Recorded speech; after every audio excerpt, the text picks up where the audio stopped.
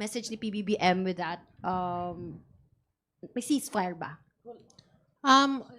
Yung sa good governance, we were supposed to meet Friday.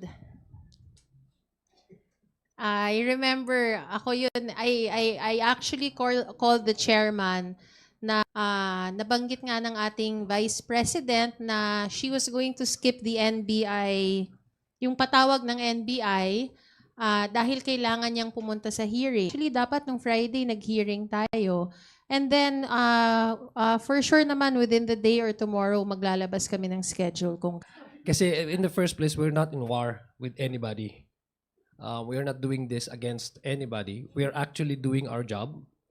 There's a question of accountability.